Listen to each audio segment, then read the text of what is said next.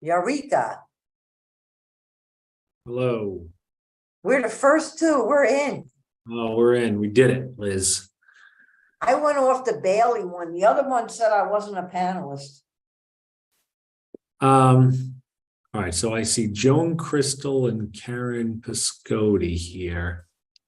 All right, so nobody that I'm looking to promote. So you had one for Bailey, huh? Yeah, that's the one I used. All right. We are live on YouTube right now.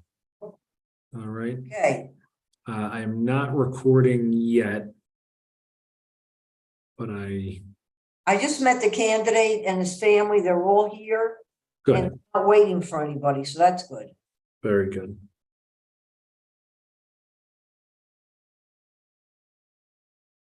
Let me just go make sure the mayor's good.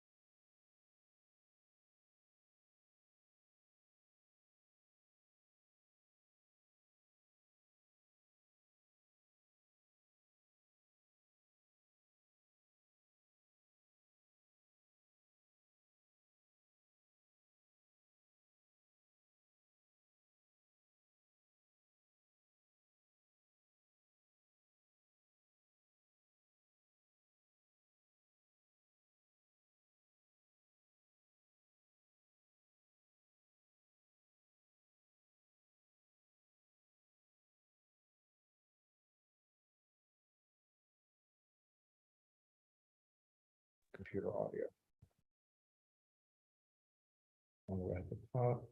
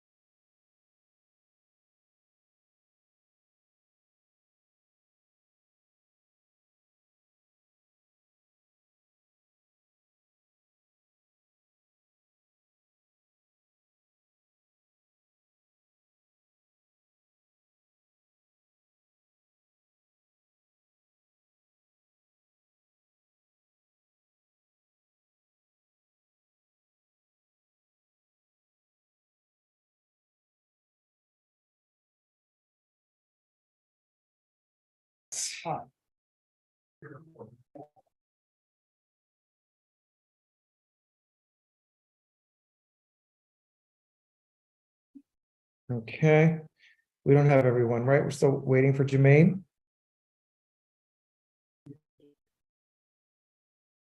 Or am I missing someone? No.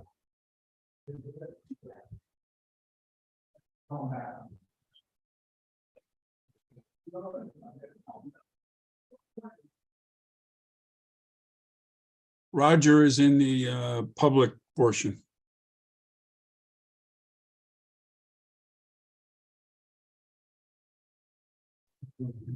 Okay, Pat, can you move Roger over? Yep, just did. Awesome. And let's just make sure Jermaine's not over there too. She Nope. is not. All right. We'll wait another minute for Jermaine. Okay.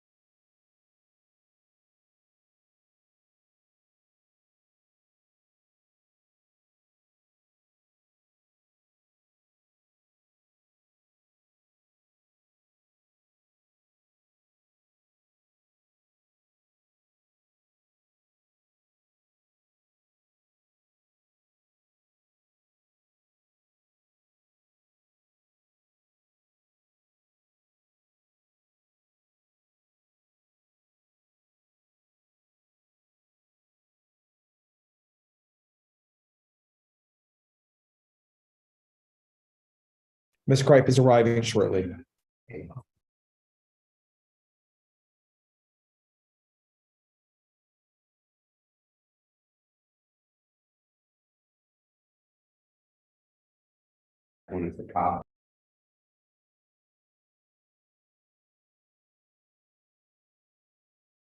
Yes, Chair, Mayor.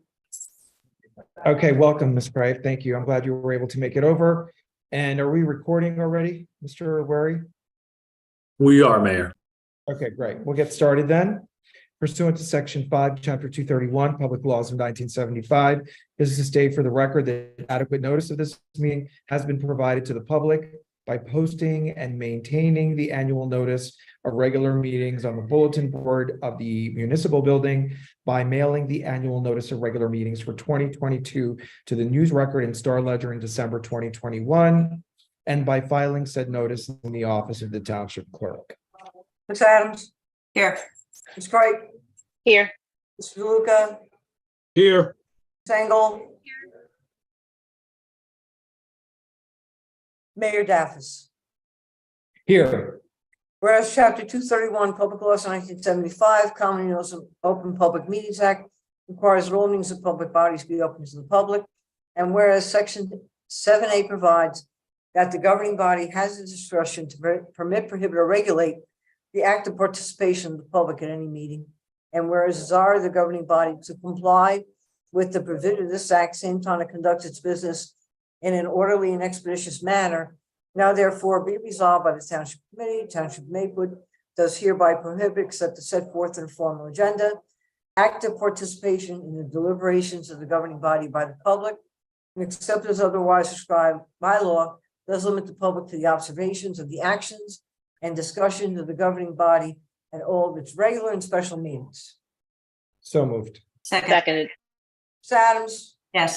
Ms. Kripe, Yes. Mr. DeLuca, yes, Ms. Engel, Yes. Mayor Daffis. Yes. Please join me in Pledge of Allegiance. Pledge allegiance to the flag of the United States of America and to the republic for which it stands, one nation, under God, indivisible, with liberty and justice for all. Okay, welcome everyone. As you can see, we still are meeting in virtual format and we will stay in virtual format until further notice. Thank you all for joining us out there. We have what we think is a short agenda tonight. And at the top of the agendas, we have some really exciting things happening. For one, we're going to witness Maplewood's finest, Mr. William Davitt, be appointed to captain. The oath of office would be administered here live. And that is going to be the first thing that we do tonight. And then we're going to set into several important proclamations: Haitian Heritage Month, Asian American Native Hawaiian Pacific Islanders Month, AAPI, and National Gun Violence Awareness Day. Then we have a presentation from planning firm BFJ of our draft new master plan, which is set to be adopted by the planning board next month. So that's exciting. A summary presentation will be made for about 15 to 20 minutes or so. And then we'll go to first public comment portion for agenda items only. Administrative reports tonight. We'll hear from Township Administrator Wary, his second meeting already. Welcome again, Patrick. We will hear from Consultant Administrator Schuster, although I think Mr. Schuster is not with us tonight, so scratch that. And then we will hear from Township Clerk Fritzen after we've heard from Township Attorney Desiderio. Reports from elected officials. We'll start with Committee Member DeLuca, then Committee Member Adams, Deputy Mayor Engel will follow, Committee Member Tripe after that, and I always go last. And then the consent agenda is after that. Every item has been published, as we stated at the outset, and that takes us to our second public comment portion for any item, even if not on the agenda, and then we will adjourn. So let's get started with our resolution 148-23. I'm going to turn it over to Ms. Fritzen. Thank you, Mayor. Resolution number 148-23 is a resolution appointing captain in the Maplewood Fire Department. Whereas the position of captain within the Township of Maplewood Fire Department is vacant, and whereas the Township Committee has interviewed numerous candidates for the position of captain of the Maplewood Fire Department, and whereas William Davitt possesses all the necessary qualifications to assume the duties of captain within the Township of Maplewood Fire Department, and now therefore be it resolved by the Township Committee, Township of Maplewood, County of Essex, State of New Jersey, that William Davitt be and is hereby appointed as captain of the Township of Maplewood Fire Department effective June 1st, 2023, at a yearly salary of $133,651.35, which salary shall be prorated for the balance of 2023. I'll move the resolution. Do I have a second? Second. Mayor, excuse me, I thought you wanted to do a little presentation before passing the resolution. We're doing that before the oath of office. Okay. Yep. So Ms. Adams? yes. Yep. Ms. Craig? Yes. Mr. DeLuca? Yes, Ms. Engel? Yes. Mayor Daffis? Yes. And now I ask Member DeLuca to give us a little bit of context here. Thank you. thank you, Mayor. Yeah, it's a little confusing, so that's why we're going to take just a moment to go through it. You may know that South Orange and Maplewood merged their fire departments, and that was actually done effective in July of 2022. And then we had a dedication and grand opening, if you will, in October of 2022. So why are we still doing it as Maplewood? Well, when we merged the fire departments, we, as you might imagine, had a number of bureaucratic hurdles that we had to climb over. Claw over is probably the better word.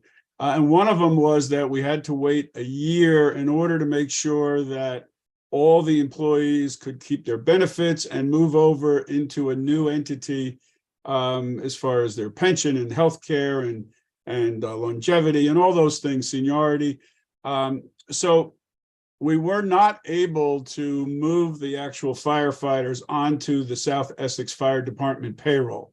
So for the last 11 months or so, each department, the firefighters of each department have stayed on the payroll of their respective municipalities. So the firefighters that were on the Maplewood payroll stayed on the Maplewood payroll, and the firefighters on the South Orange payroll stayed on the South Orange payroll. So even though they work for SEFD.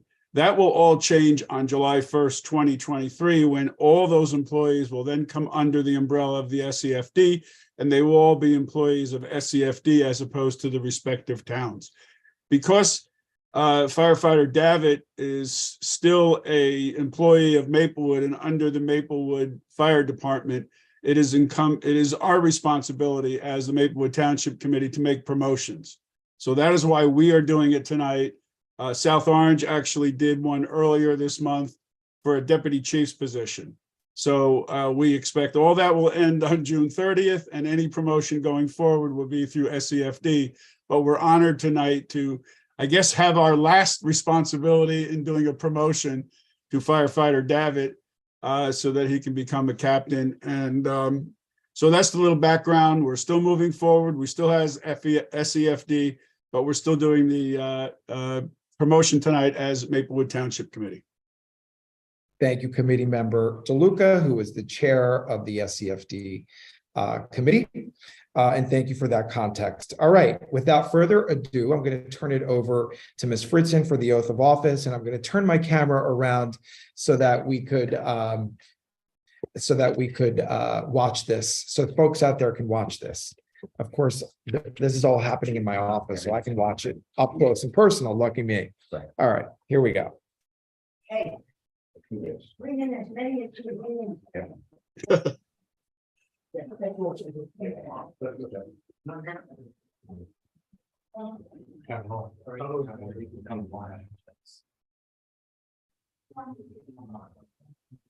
Maybe you have some kind of special effect going on. Yeah. Let me just eliminate the Background is blurred. blur. There we There go. you go. Thank you. All right. Okay.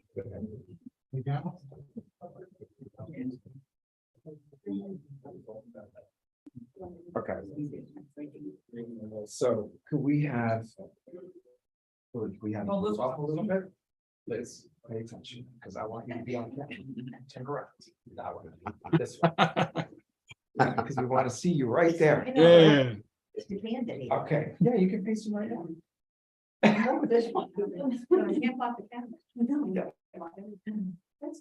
All right, go ahead. Loud and clear so they can hear us.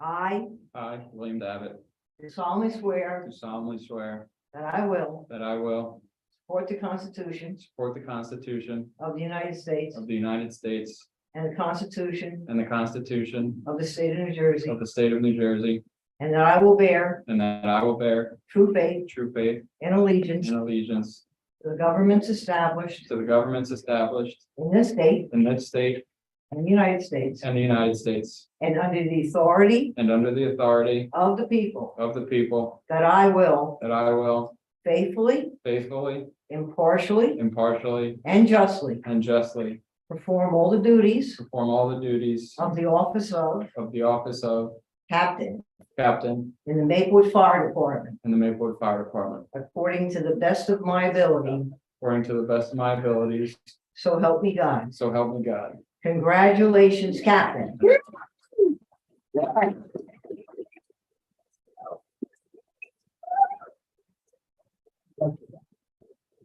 want to say a few words, and your family is here. Oh, he needs to sign first. Okay, go ahead.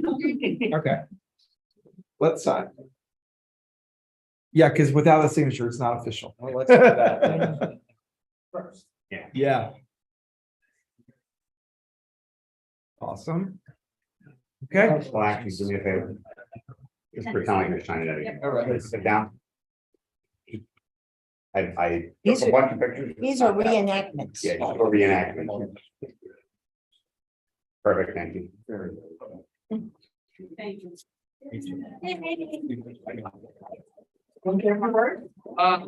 I just want to thank everybody, parents, brothers, chief, for supporting me. I was gonna say you go out. The committee, everybody for making this happen, everybody that's here, and most importantly, my wife. Oh. Well, we thank you for your service and we're really honored. Thank you. Thank you. Thank you. Maplewood's finest. Yes. Yeah. All right. Anyone else? Any more other words? Waited a long time, he deserves happy. We're happy. You guys should go out and party while Thank we you. carry on with the meeting. We are. Thank you. Thank you, Mayor.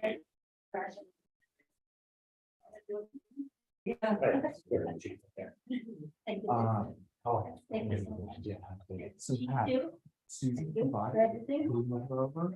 She's for the planning. Now or when she's. Oh, yeah. Well, I saw them. Okay, good. Yeah. All right. That was lovely, wasn't that? This is why we do these things. Public service is wonderful. All right. So this brings us to our proclamations, and we have a few tonight. We'll start with Haitian Heritage Month and Haitian Flag Day proclamation, which is going to be read by Committee Member Kripe. And I want to announce before the reading that we will have a Haitian Flag Day raising ceremony on May 25th, right here at Town Hall at 5:30 p.m. We're going to get that information out to the public in the coming days. Ms. Kripe? Thank you, Mayor.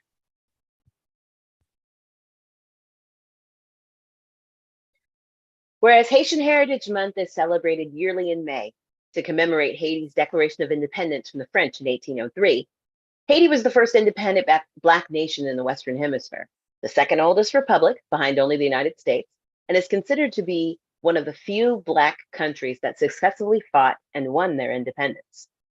As we speak of Dr. Martin Luther King Jr., Diane Nash, and even the late Harry Belafonte, we cannot forget the names of Toussaint Louverture and W.E.B. Du Bois, the forefathers of the American Civil Rights Movement, who could look to an island in the Caribbean for hope regarding freedom, autonomy, and a sense of pride.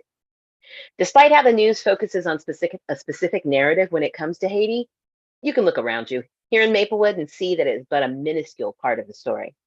You only need to look at our former mayor, Frank McGehee, to see what being raised knowing your heritage can do for someone, and how no matter where you go or how far pride can take you.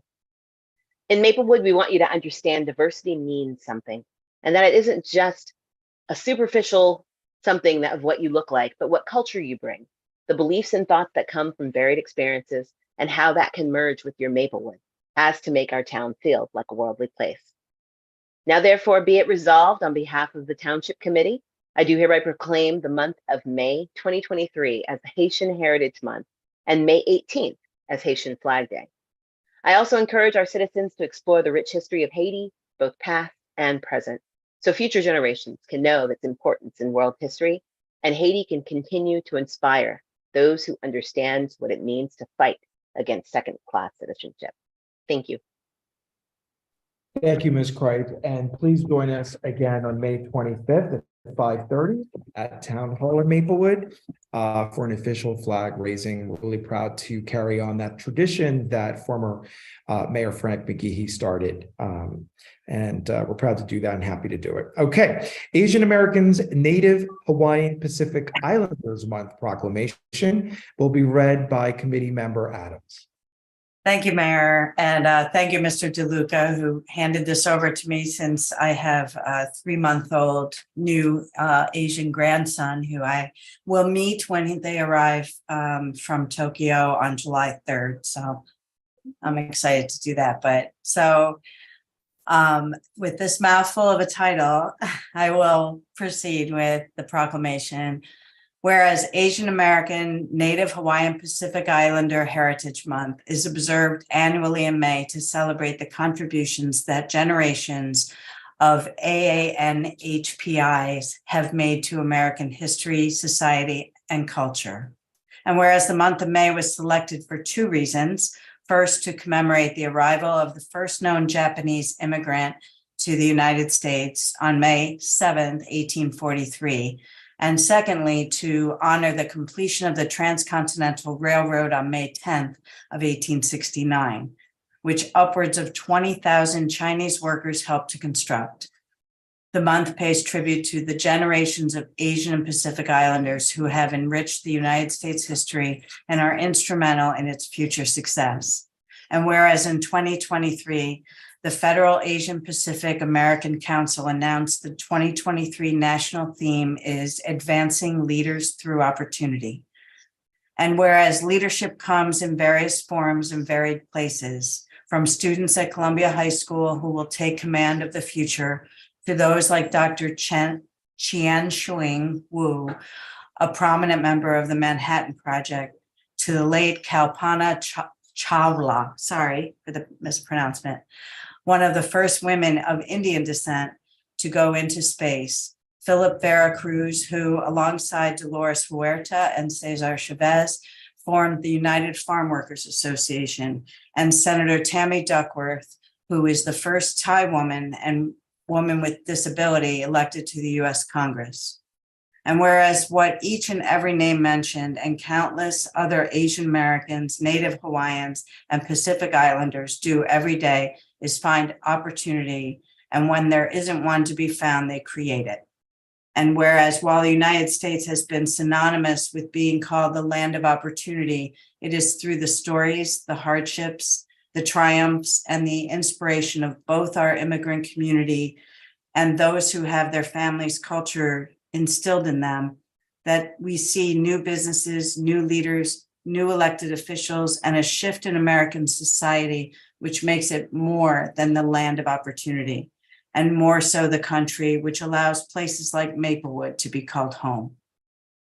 Now, therefore, be it resolved on behalf of the Maplewood Township Committee and Mayor Daffis, that Maplewood does proclaim the month of May 2023 as Asian American Pacific Islanders Month.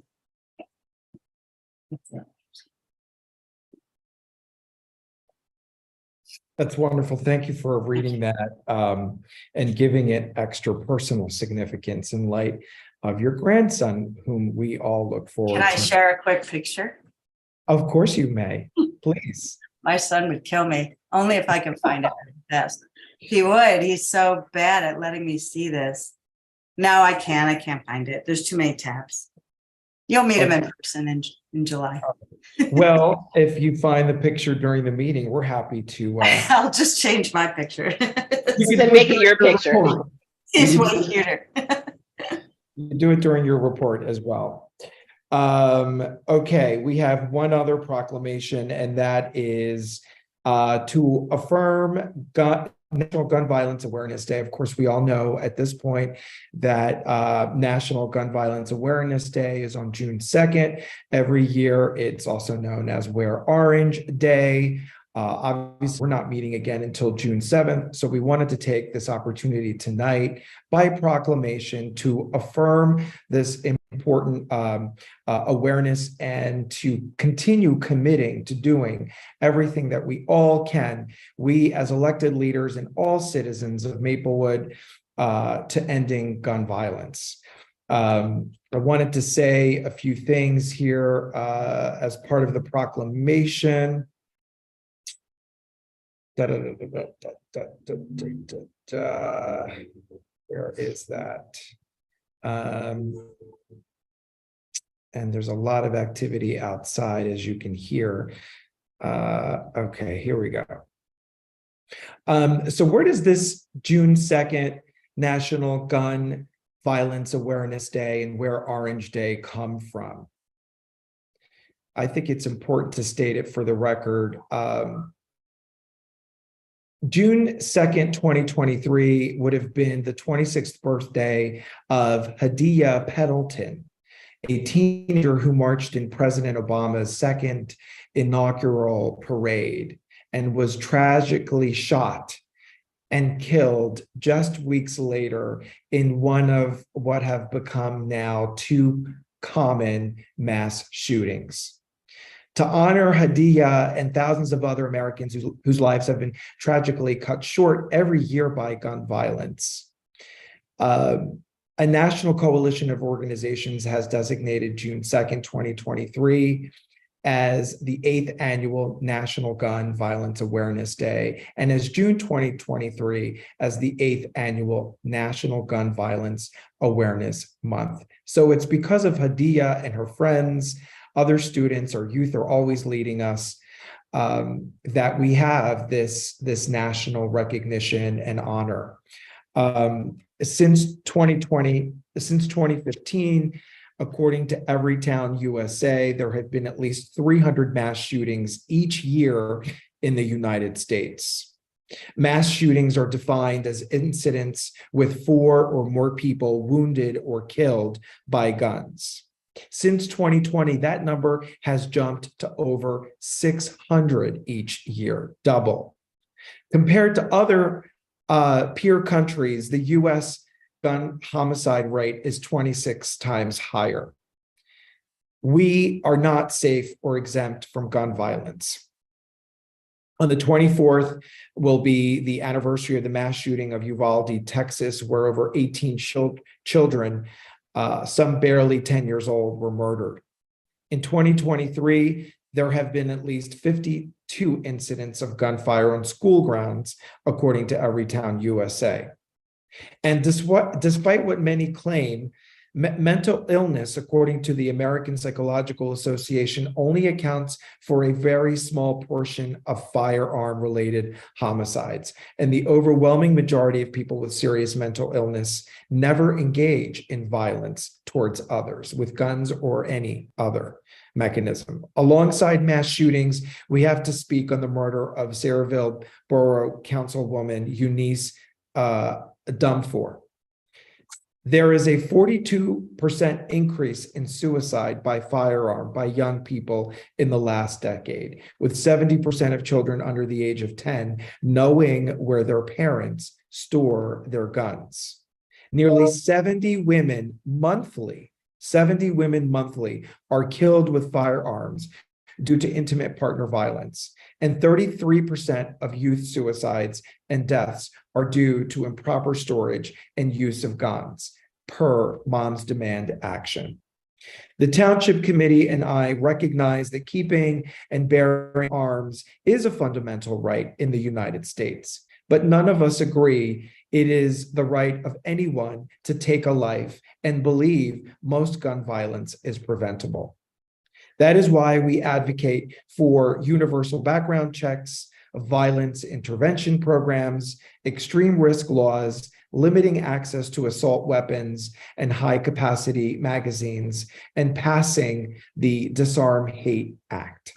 Therefore, be it resolved with this proclamation this evening that I, Dean Daffis, as the mayor of the township, along with my colleagues of the Maplewood Township Committee, do hereby proclaim June 2nd as National Gun Violence Awareness Day, also known as Wear Orange Day. And we implore our citizens to be aware of the signs of anyone who may be at risk of hurting themselves or others. And for the legal and lawful gun owners of Maplewood, please store and lock your guns to prevent the use of guns as long-term solutions to short-term problems. And please join us in our ongoing advocacy at the state and national level to end gun violence in our country. So that is our proclamation this evening. Thank you. And before we move over to the presentation that we have of our draft master plan by our planning firm, I would like to give Committee Member Adams the opportunity to appoint one of our residents as a volunteer on one of our boards and committees. I believe that I have seen Oh, hot damn. I think she's no longer there, Mayor. I can do it during my report. Okay, all righty. I was gonna give you the opportunity since I saw her there. I know, yeah, that's okay. Okay, all right, but maybe she thought we missed her because we had these other things going on. All right, so then without further ado, can we move over Ms. Susan Favati? Yes, Mayor, moving her over now. Terrific. Susan Favati is the principal of BFJ Planning. It is the firm that we hired over a year ago now to conduct a lot of public engagement sessions in the township to put together a new master plan, a new set of recommendations, a new blueprint for the township for the next decade and beyond. And we're delighted to have Susan Favati with us tonight to give us a summary presentation of some of the draft recommendations. This is not going to be the entire document tonight. That presentation will be made next month at the planning board. And the document will be set to be adopted during the planning board session in July. So we want people to raise their hands and let us know, engage with us. Now is the time. We're getting very close to adopting the new document. And as Susan will probably give us a little bit more about the process, the idea here is to have a new blueprint adopted so that the township is better informed about policies that we need to adopt to reflect the Maplewood of today, to better reflect the Maplewood today, and to prepare for the Maplewood of tomorrow. And that means adjusting, repealing existing ordinances, and making adjustments to others. So without further ado, Ms. Favati, welcome this evening. Thank you for being even earlier than you said you were going to be. And we're happy to have you. I turn it over to you. Great. Thank you, Mayor. I was coming from another meeting and I was afraid we were going to cut it close, but it worked out very well. And thank you for pronouncing my name correctly. That's unusual. I have a short presentation. It's about 20 slides. It is sort of a precursor to the planning board public hearing, which will be on June 13th. So we do hope that residents will turn out for that. But we wanted to make sure that we have the opportunity to speak to you all tonight and hopefully to reach residents who might be tuning in to this meeting, who maybe perhaps haven't been involved so far, just so that everybody is aware and kind of gets a taste of what's to come on June 13th. So I am going to share. If I can find my agenda. Bear with me one second. There it goes. Okay. Okay, can everyone see? It's coming up now, I think. Yes, we can. Okay, Yep. you can see a pretty picture, which you've probably been seeing. So I know several folks on the council, perhaps all of you have been involved in some way in the process. So some of this may be a bit repetitive and folks who have been participating so far as well, but we certainly want to make sure everybody is coming from the same baseline. So let me just get this going. Excuse me. It's being wonky tonight. 1 second. How many times have I done this in the last 3 years? And yet. Okay.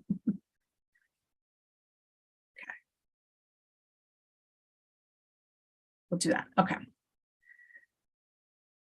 Okay, so just quick overview. We'll start with that of the overview of the process, kind of what's been happening in the last year plus. A little bit about engagement. As Mayor mentioned, we have talked to a lot of folks. We have summarized that in previous meetings, and I'm not going to go through all the details of that, but I think there's some clear takeaways that we've gotten from that engagement process and talking to just so many different people in Maplewood. We do have the vision statement and planning themes, which I know some of you have seen. We have tweaked them all along the process as we keep hearing from folks, and we've kind of made those adjustments. And then the real meat of the presentation and the meat of the plan itself is the collection of strategies and recommendations. This is a policy plan. It's not a regulation, it's not a law. It very much informs zoning, particularly, and zoning is often the next step. And we definitely have some zoning recommendations, whether that's map changes, not a ton of map changes, but other zoning changes and other regulations that the township might look at.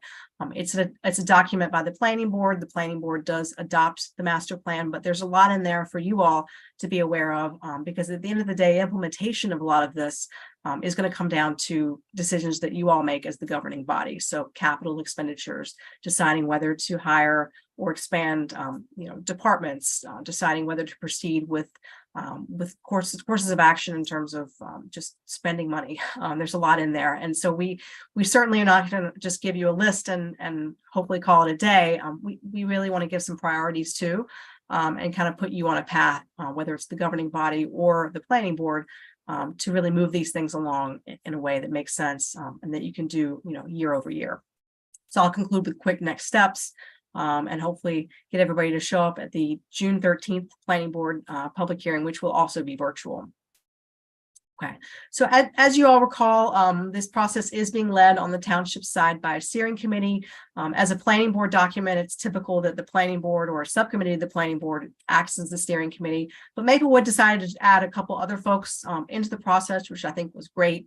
So you have representation from your two SIDs, as well as the zoning board and the green team also on this steering committee. And we've met regularly with them. We just had our final meeting last week, where we kind of presented the last pieces of the draft plan. We will be submitting to them the full draft for their review. So they've been a great committee, really hands-on, have given us a lot of great feedback. And then on the consultant side, BFJ Planning, my firm has been the lead consultant. We've got several folks who've been closely involved in that process from BFJ. And then we also have on our team FHI Studio, who's another planning firm a lot like us, but they were brought on specifically to help lead the engagement, as well as the transportation and mobility piece. So that's kind of been their area of focus. As I mentioned, we've been at this for just over a year. We got started last April. And we really kind of ramped up in the first 6 months or so with a deep dive into Maplewood and really understanding where you are today, how that has changed since the last master plan, which was just over 10 years ago, the last re-exam, and what's kind of happening, what trends are in place, whether that's looking at data, certainly from the census and real estate data, land use data, all kinds of different sources, but also qualitatively talking to a lot of people and getting an understanding of how things are shifting and what some of the major issues and opportunities are. We started in the late fall after we had met with the community once at a full public workshop in person, where we worked on some visioning, taking kind of what we had heard and what we had learned and shaping that into kind of themes and goals, and starting it on the plan elements themselves. Those are the sections or chapters of the draft plan. And then since the spring, we've been kind of starting to pull it all together into a document. We've got the pieces kind of in place, and now we're at the point where we're bringing it into a full graphic layout. It's something that hopefully you all can be proud of, and we will be presenting it to the planning board in June. The ongoing part of this process has been community engagement, and you'll see on the next few slides. Just we've talked to a lot of different people. We've had a lot of different formats, whether that's in-person, virtual, both, and really just trying to reach as many people as possible, trying to talk to the experts, but also talking to just anybody who lives in Maplewood, who has a relationship with Maplewood, who might work in town, getting as full of a picture as possible. So that's been online engagement. There's been several in-person workshops. We've had ongoing meetings, obviously, with the steering committee. We've met with focus groups, small groups of people. That could be even just a couple people, but it could be up to 10 or 15. And some of those have been in person, some have been virtual. It's really just kind of been a good grab bag. So who have we talked to and who have we heard from? We started out just about a year ago as we were kind of diving into existing additions. We started talking to staff first and foremost, the department staff, the different agencies, getting a sense of kind of what they're working on, what are some of their issues of concern, what are the conditions that we should be aware of, what studies should we be looking at, getting data from them, really kind of a deep dive there. We started on the public facing side last summer showing up at a few events, pop-up events. We were at Maplewood Stock. We went to the Map So Funk Fest. We came to the Senior Center one day, trying to build some awareness that this project was happening, and also building awareness of a virtual public workshop, which we had over much of the last summer. It was an ongoing, kind of exercise. People could spend as long as they wanted to. They could go back to it if they needed to on their own time. It kind of asks people what their priorities are, what some of their issues of concern are, what their big ideas were. And we got, several hundred activities of those completed. So really robust participation there. We've had 3 in-person workshops, 1 last fall and then 2 this spring. The one in April was sort of the culmination of the community engagement, and that we presented, different findings and the visioning. I think many of you were at some of those sessions, and really throughout, I would say since last August and even up until just a few weeks ago, we've been holding these topical stakeholder meetings and again small group discussions, with people who are kind of experts in different policy areas or deeply involved in certain policy areas or just stakeholders. Really just trying to understand kind of where they are, what their issues of concern are. We did brief the planning board in March, just to give them a sense of where things are. I know several of them are on the committee, but also others have been engaged throughout the process. But at the end of the day, they're going to be the ones who adopt this plan. So it's important that they be involved as well. And I'm not going to read this long list, but this just gives you a sense of kind of who all we've met with. Just different stakeholders, and some of these bullet points we may have met with more than once. Like I know, for example, some of the environmental stakeholders, we actually had a couple meetings with them just for scheduling reasons, to really make sure that we captured all of those folks. But we've really talked to a broad swath of people. I think we've got a good sense of kind of what's happening in Maplewood and what people's areas of concern are. So when I was thinking about what does it all mean, what have we learned, and we'll be putting this in the plan as well. I think first and foremost that people really do love Maplewood. I mean, that's not a trite saying. People moved here for a reason. They understand that it's a different place. It's different than many suburbs. It's a truly diverse place, and that's something that people really, really do value. They see it as kind of part of the DNA. And they're very proud of that. So there's this sort of deep love and deep appreciation for being where they are, for being in this place. But that doesn't mean that they don't want some change to happen, that they are thinking about ways that the township can be better and in targeted ways, not changing what it is altogether, but, really looking at addressing particular issues. So, we heard really throughout about how important diversity is, how important it is to make sure that inclusivity is part of really everything about Maplewood, and that includes the master plan as well. We've heard a lot about affordability, affordable housing, making sure that people, wherever they are in their stage of life, can afford to come here and to stay here. That's a really important goal for the township to have. People are really into the local business areas. They're proud of them, and they want to see them succeed, and they want to see them continue to thrive and even be better and more active than they are, both in Maplewood Village and also on Springfield Avenue. This is an issue that we heard a lot about throughout the process was transportation related, that there's just this really strong desire for more options that don't make you have a car. And that can be really across the range of ways that you use transportation, certainly for commutation, but even just for basic activities like shopping, accessing things throughout the region, healthcare, that there needs to be kind of, again, for equity reasons, even more than anything else, there needs to be ways for different people to access things that they need without having to get a car, and that needs to happen safely. So, complete streets, pedestrian and bike transportation, and transit, those are really important themes that came out of this process. Maplewood's been really, really active on the sustainability front. I mean, you are already doing many of the things that we tell the communities and sometimes try to drag them kicking and screaming into sustainability, and you're already doing so much of it. So there's a real desire to keep going with that, to stay on the leading edge of sustainability, but also be looking increasingly at resiliency.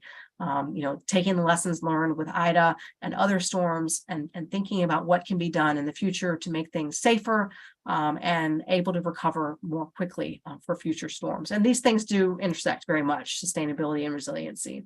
And then lastly, just thinking about your parks and community facilities and making sure that that they're they're high quality across the board, and they're also very much accessible to all the residents in Maplewood.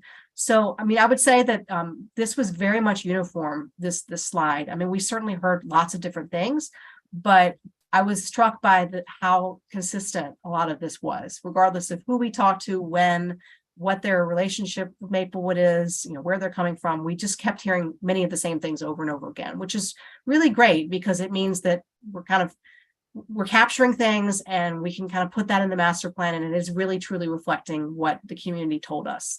And it absolutely shapes the master plan itself, the structure of it, and the vision, goals, and objectives. And I'm going to take you through those shortly, give you a sense of what the plan is going to look like.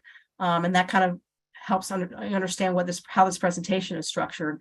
We'll talk a little bit about the process and summarize the engagement as I just did. We're going to talk about the vision, goals, and objectives, which I'll get into next. There is a document that's been up on the township's website for some months. It's basically the existing conditions document, Maplewood Today, and that'll be part of the plan as well. And then the strategies and recommendations, which I'll go through soon, really, again, is the meat of the plan. It's what are we actually saying? The strategies are somewhat high level. They might be a little bit more aspirational statements, but then they're backed up by these very specific recommendations. And some of them might be zoning changes. Some of them might be, you need to hire this staff person to do this, and you need to work with these partners to do this. So I'll give you some examples of what those strategies are. I'm not going to go through every single one of them, but you'll see kind of how we get from, vision to, strategies, and then specific recommendations that can be carried forward. There is a requirement to have a land use plan in your master plan. So we do have that. It's essentially a map that kind of illustrates, the envisioned, uses and densities and kind of underlies zoning. And then we'll have some recommendations on zoning changes. And then lastly, the last part of the plan is the implementation and action plan. So summary of the recommendations, some prioritizing, and then who is responsible for leading those forward. I think that's really important, and thinking about timeframes, what can be accomplished easily, as easily as anything can ever be accomplished in government, but fairly low-hanging fruit, fairly inexpensive. Maybe it's just a regulation change, and what might require further study, maybe be a little bit longer term, and what is going to be much longer term, maybe a big capital investment, or maybe a study that then needs more investment. So you're really trying to set the stage for that, and we'll give a sense of those different types of recommendations. So just looking at the vision, I'm going to really try to avoid to read words on slides. And this is something that if you've participated in the process, you've been seeing versions of this vision. We've tweaked it even this week as a response to some of what we've been hearing at the last workshop, trying to make it a little bit punchier, but it really speaks to balancing the best of Maplewood, the sort of, obviously the suburb, you're in the suburbs. And so you bring that, that sort of quality of life and feeling of the suburbs, but you also have this vibrancy that is an important part of Maplewood's, being. And so it's really balancing those things. And then it's bringing in all of the assets that really attract people to this place. It's affordable housing, it's neighborhoods that are meeting their needs, that are resilient to climate change. It's the strong community services and facilities. It's the connection to the region and jobs and activities. It's your local business community, and then historic and cultural resources. All of these things are really what make Maplewood, and it's really a goal of this master plan to kind of further all of these things. The underlying principle of the plan is social equity, and this is something that we don't put in every plan. It's something that should be part of every plan, but it's so strong for Maplewood. It's such a value that we heard again and again. And when we were thinking of how to organize this plan, what are kind of the main themes? Is equity kind of one of them? It's not one of them. It's sort of the thing. And it's something that is very much consistent with what planners should be doing. This is a quote from our national organization. What does planning mean when we talk about social equity? It's recognizing that lots of times in the past there were planning decisions made, whether they were comprehensive plans or zoning, that maybe didn't affect everybody equally, and some communities were marginalized by some of those decisions. And so you want to think about that and think about going forward. How do we avoid inequities, but also how do we infuse equity both in the process of the planning and in the outcomes themselves? So this is really filtered through, I would say, all of the recommendations, all of the strategies. you may hear me touch on it a little bit, but certainly it'll be in the plan. You'll be able to see when we make a recommendation, and it usually furthers a specific problem, but there's often an equity component of it too. So it really is kind of that foundational principle. Again, this slide, lots of words. This is not new if you participated, but these are the three main themes that are how we're organizing the goals and objectives of the plan. There's sort of the three main goals. It's connectivity, which can be the physical connections. So obviously transportation is a big part of that, but also more social connections and economic connections. So making sure that the business areas, even though they're distinct and somewhat separate, that they're connected to each other and to the larger community, for example, and social connections. So we're really thinking a little bit more broadly about that goal. Quality of life tends to look at neighborhood issues. So it's kind of the way people experience Maplewood as a resident. So there are issues of affordability there. There's issues of development scale and making sure that we're kind of revitalizing neighborhoods without changing them dramatically into something that people don't want. And then just thinking about historic and cultural resources, that's an important part of your quality of life. Resiliency, and there's a sustainability piece in this too, because again, they're very much connected. So really thinking about how you can both adapt and mitigate climate change impacts, thinking about all of the efforts that you're doing in terms of environmental sustainability and infrastructure needs. And then lastly, public health. We did actually connect a couple times with your public health officer, who is fantastic, Candace Davenport, and she's been working on getting through Sustainable Jersey, the gold health level. So part of the master plan focus on public health is actually going to help the township reach that next level of Sustainable Jersey, which is really great, and will actually open up new funding streams for you. So she wanted to make sure that I mentioned that tonight, because they need to show that it was part of the master plan, and it absolutely is, and will be in the document as well. So public health is something that we're introducing more and more into master plans, but I think certainly in the wake of COVID, everyone kind of can see how important that is and how it can be interwoven into decisions about land use and transportation. So I'm going to quickly take you through the strategies and recommendations. As I mentioned, there's a strategy that's kind of higher level, and then there are a series of recommendations, and those would be the smaller bullet points on this slide. They're not all the recommendations. There's many more that will be in the document, but I'm just going to kind of give you a few examples so you can see how we kind of get that level of specificity. So looking at land use, there are 5 strategies here. The first one deals with quality of life in neighborhoods. And here's where some of the recommendations deal with zoning. So looking at the scale of development, we know that is a concern of folks. New homes that are being built, sometimes tear downs, making sure that they're consistent with with the height, the bulk, these kind of things. There's a lot of work that can be done on that in terms of zoning. On the physical side, Maplewood's been really great about using like street ends and paper streets to provide access to parks from neighborhoods, and that's something that we think can continue. Affordable housing is a big part of the land use strategies and recommendations.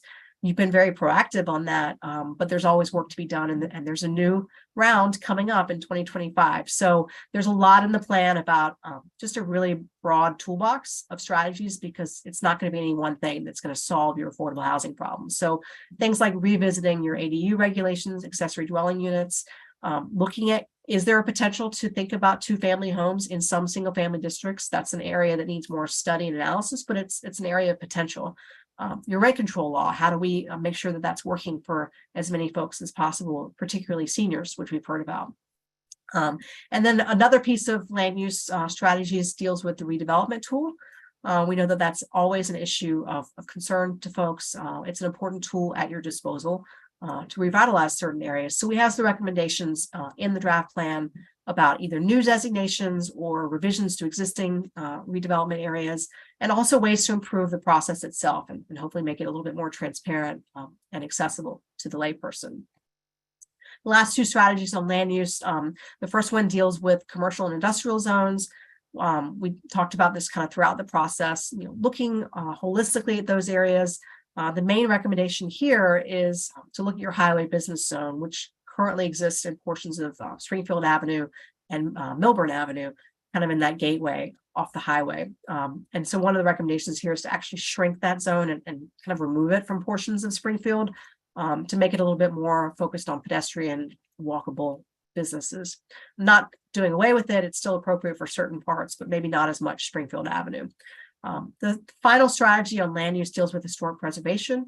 So one of the key recommendations here is to actually do a new historic preservation element. I think it's been since 2009 that you did one. So there's a lot of recommendations that would be part of that element. But then another outcome could be zoning changes actually that promote adaptive reuse of historic or existing buildings, and then coming up with some design guidelines for some of your historic areas. Okay, so that's land use. It's a heavy on land use because it's primary land use plan, a master plan is.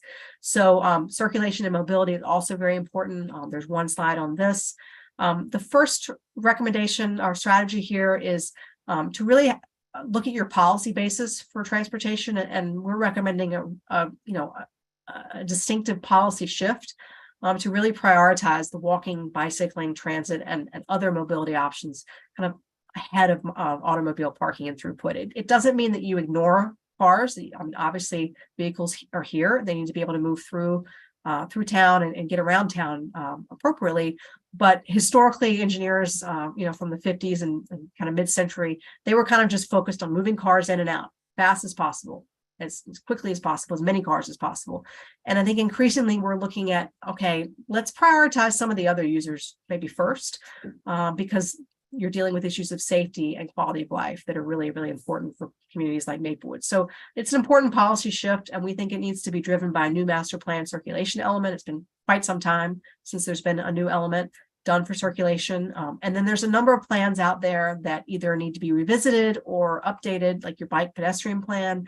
You have a complete streets policy that could be strengthened a bit. And then really just encouraging you to take a vision zero approach to your overall transportation. Vision zero means basically you don't accept pedestrian or bike fatalities or injuries as a matter of course. You do everything possible to stop that. And many communities are taking that approach. I think Hoboken is probably one of the most successful examples of that. So once you have that policy, groundwork, the next step would be the next strategy, which is, what are you doing with that? How are you designing your roadways? How are you improving your intersections? And there's a whole host of recommendations that we have in the master plan about traffic calming, bike lanes where they make sense and are possible, looking at troublesome intersections that have high crash rates. And there's not going to be any one single approach. It's going to have to be based on the conditions on the ground in different parts of town that'll be appropriate for different treatments. Transit is an area that we know there's a lot of potential for. We heard strongly throughout the process about the lack of ADA access to the train station. It's an ongoing problem. It's an ongoing advocacy need with New Jersey Transit. So that's going to be carried forward in this plan, as well as improvements to the jitney, both the jitneys themselves and making them ADA accessible and hopefully electric at some point, and also looking at the service and the operation of that. And then the last piece of circulation and mobility is looking at parking. So making sure that you're efficiently using what you have, and that you're being efficient with the future parking. So you're not kind of over parking and creating parking that's not going to be used, but you're also not under parking, and making sure that your regulations are modernized and are consistent with things like electric vehicles, with parking and loading needs in the wake of sort of the delivery economy. There's a lot to do with parking to make that more efficient.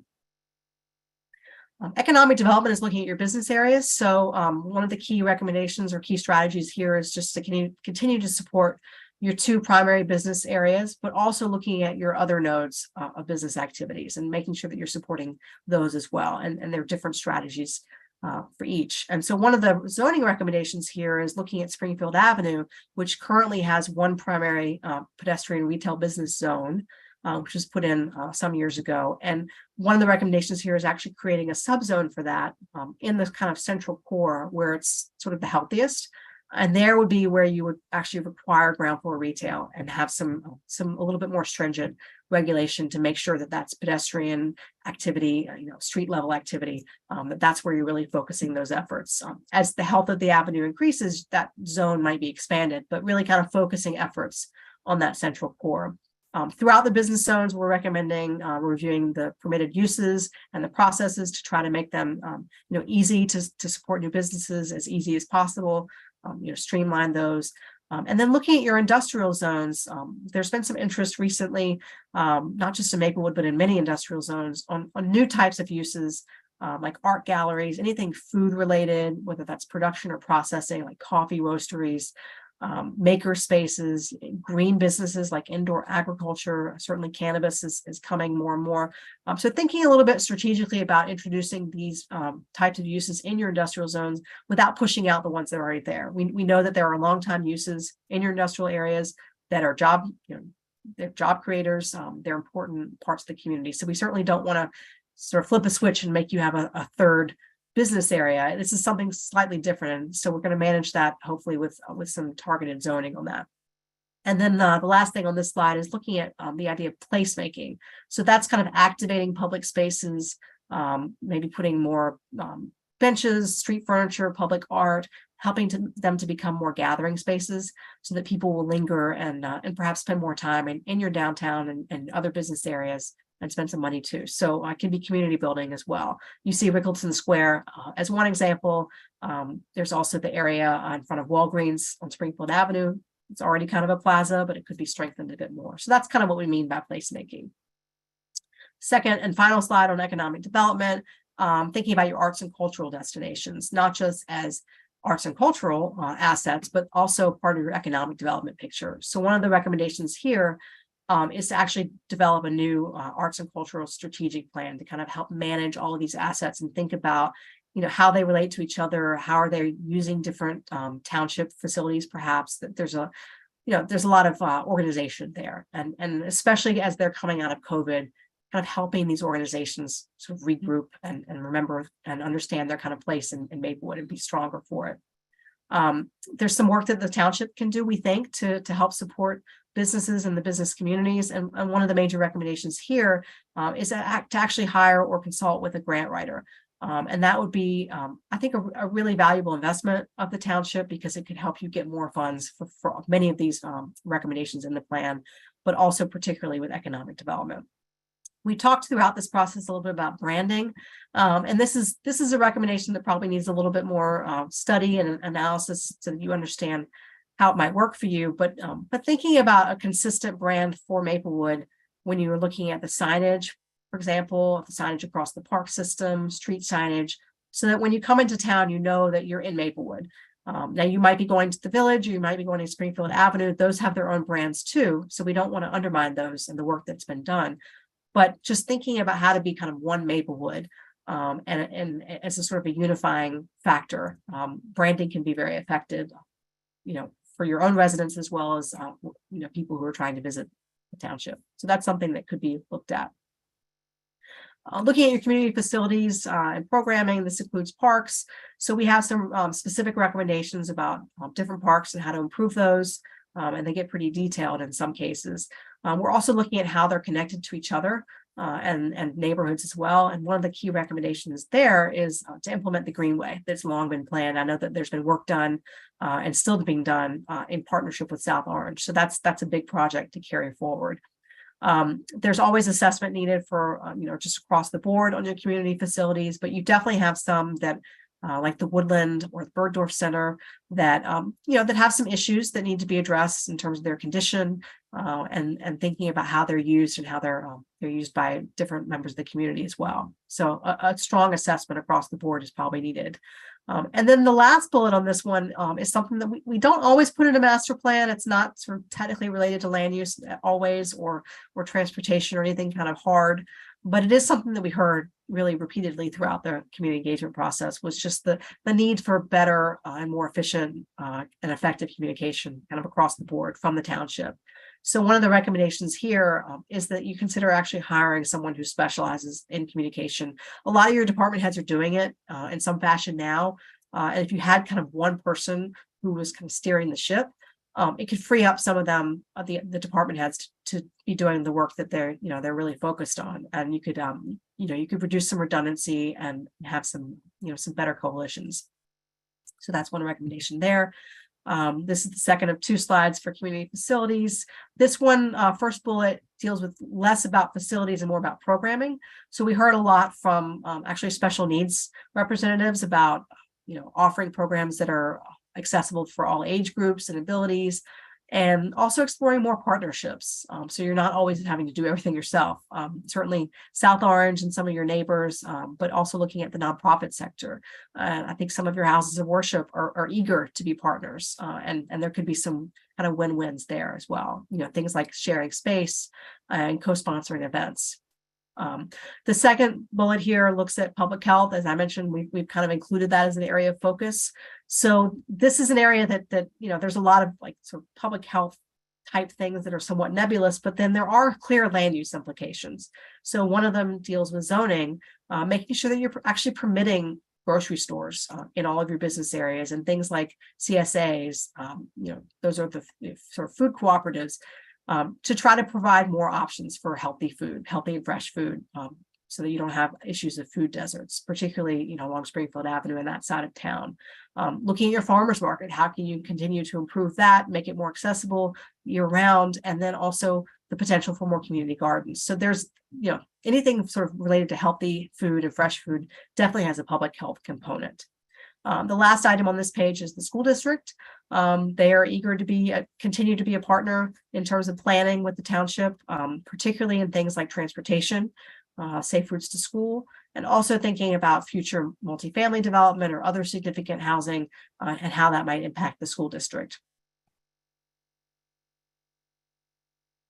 Okay. Hopefully I didn't just get cut off. Good. All right. Last area of strategies and recommendations is sustainable infrastructure and resiliency. So the first item really focuses on kind of green elements, energy efficiency, your sort of traditional sustainability initiatives. So one of the recommendations here is to look at actually a new element of the master plan that focuses on green building and environmental sustainability. A lot of the initiatives that you're already working on and will continue to work on could be part of that element and carried forward by it. We know that the township is working on a community energy plan, so implementation of that will be important. And then it's always important to continue to maintain your sustainable Jersey certification and hopefully increase it if you can. It's a great program, and it's also a great source for grants and funding. The second item on this, it deals with waste management. This is an area that there's always room to be effective in terms of reducing your waste and creating more of a sort of a circular waste environment. So there's interest in food composting and kind of supporting those programs, both individually and potentially as a community, and expanding those programs. And then looking at your own recycling facility, increasing what can be recycled at the DPW facility. And that may involve partnerships with other communities for things like styrofoam, and where it's difficult for one community to take all of it, but maybe there's some partnerships that you can look at. Okay. Okay, I think this is the last slide on strategies and recommendations. So just looking at your environmentally sensitive areas, those are your floodplains, wetland areas. There's always room for improvement to improve the protection of those areas, particularly looking at sustainability and resiliency. So recommendations here include looking at your ordinances to make sure that they're adequately protecting these areas, updating your environmental resource inventory, and then actually looking at your properties within the floodplain that repeatedly flood or are at risk for repeated flooding. Is there potential to actually acquire some of those for open space to reduce the vulnerabilities in the floodplain and also expand your open space inventory? And, many communities are doing that. I think Cranford has done a lot of those buyouts. It may make sense in some areas, and it's something that you might want to explore. Green infrastructure, there's a lot of opportunity here to reduce your impervious coverage. We heard a lot throughout the process about the tree canopy and how important that is to people, both to maintain and to strengthen it. So there's some specific recommendations there, looking at regulations, as well as potentially establishing a commission. And then lastly, there's a lot of infrastructure in Maplewood that is quite aged, and certainly needs upgrades. And as it is upgraded, thinking about how to do that in a green way, a way that is making sense from a sustainability perspective. I think I was wrong. I think there's one more slide, yes, on this. Looking again, particularly at flooding, there's the heavy storm flooding, there's the Hurricane Ida flooding, but then there is just the heavy rain, on an almost normal basis at this point. So there's a lot that we think that Maplewood can do to mitigate some of the stormwater problems. There is state regulation now or enabling legislation that allows creation of a stormwater utility. And it's been difficult for communities to actually make that happen, but we think Maplewood's a good candidate to make that happen. And if there's interest by your staff to actually look into that. And then secondly, a couple years ago, the state updated its stormwater regulations, and you, as all the communities did, updated yours accordingly to be consistent with that. But we think you could actually go a little farther. Some communities actually did start requiring stormwater management for minor site plans as well as the major ones. This is a way that we think you could start to actually capture some stormwater improvements throughout Maplewood, because a lot of your existing buildings and neighborhoods were done before stormwater management was even in place. So if you're going to start chipping away at stormwater, this is one way to kind of do that. And then the last item is thinking about not necessarily resiliency, but when a storm happens and an emergency happens, how do you recover from that? How are you prepared for that? So there's a lot of education and resources that we are recommending, and then also just preparing an actual plan for community emergency preparedness. I know there's been some work done recently on that. It's definitely something that you're going to be needing more and more in the future. So that was a lot that we gave you. There is more in the plan itself. So when it is, I'm going to try to advance. If I can. There it goes. When the plan is public, which will be shortly, I urge the governing body as well as anybody in the public who's listening to take a look at that. Where we are in the process is we're putting together all the final finishing touches on the plan. We are going to be giving that to the steering committee next week, giving them a short review period, and then we will be putting it up on the township's website and have hard copies available for public review no later than June 2nd. That is the deadline. So that we can have that public hearing on June 13th. As the mayor said, the planning board plans to hold that open an additional meeting. So there will be no action taken on June 13th. It's basically just the opportunity for the public to come in, make their formal comments. There will be ample opportunity for anyone to speak, and that will be held open at their next July meeting as well. I think the plan is to adopt the plan on July 11th. Obviously, if many people turn out and there's more to be said, they could always leave it open even longer, but that is the current plan. So with that, I'm going to stop sharing so I can see you all again and ask if there are any questions from the Township Council. Susan, that was very comprehensive. I want to the opportunity to grab a drink of water. Thank you so much. Empty. Oh no. So, you gave us a lot to, we have a lot of work to do, frankly, and we're excited about taking this all the way to the finish line. And it's been just a joy working with you and your team throughout BFJ in putting this together through all the various parts of this process the last year. Are there any questions from my colleagues here from the Township Committee? Questions, remarks? Anyone?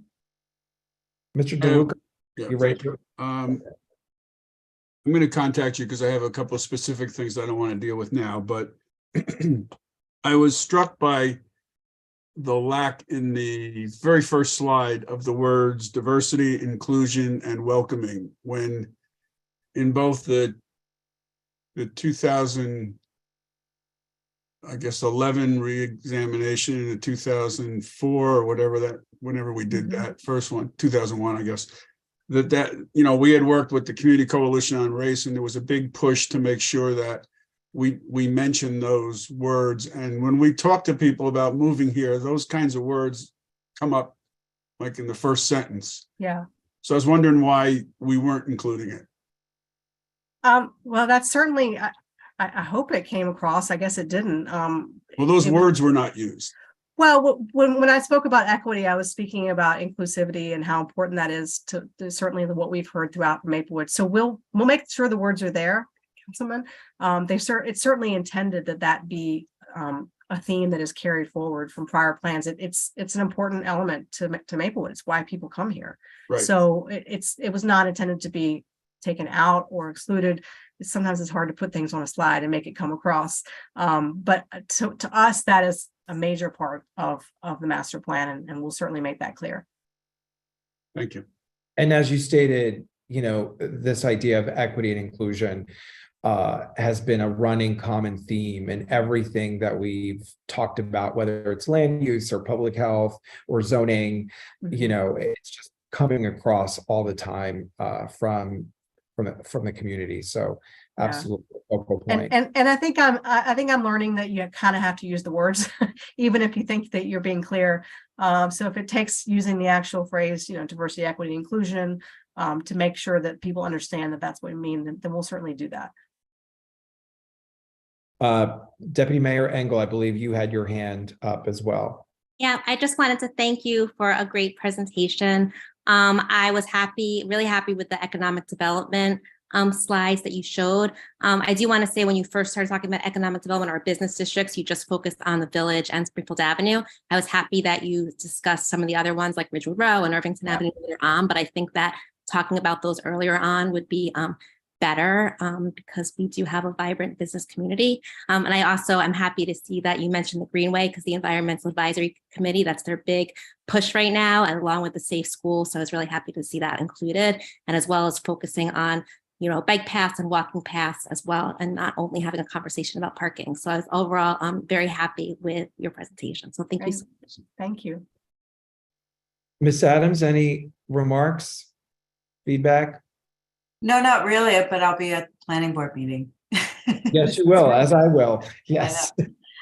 Ms. Kripe, anything? Being that everyone has had an opportunity for well over a year to comment and offer information, being that and also that we're not adopting this until June, is there an opportunity for additional community comment? Because I know I'm going to get that question. Well, there is an opportunity through the planning board public hearing process. You can send in written comments as well as coming to the actual meeting and speaking. So that's sort of the process, I think, at this point. Right. And as you stated, Susan, during your presentation, we feel at this point, why now, right? Why move toward adoption now? Because we're starting to hear the same things over and over again from even new persons who have only recently engaged. It's the same thing that we've already touched upon. So we feel pretty comfortable that we've covered nearly everything through our public engagement sessions. Is that right? I feel that way, yes. It's been remarkably consistent, really, throughout the process. Terrific. Any other questions or remarks from the Township Committee? Wonderful. Susan, would you hang around in case we have, this isn't the planning board public comment about the master plan, but we might get some public comment tonight about it. We'll try not to engage in a back and forth dialogue. That's not what we do during public comment, but there might be a couple questions that we might be able to answer. Sure. and inform and educate our residents. So if you don't mind sticking around for a little Sure. bit, we appreciate that. And I also see that we have here the chair of our planning board herself, Karen Pashota. Patrick, could we bring over Ms. Pashota? Yes, we can. Just one moment. I just want to give her the opportunity to say a few words. She has steered us through this successfully this past year.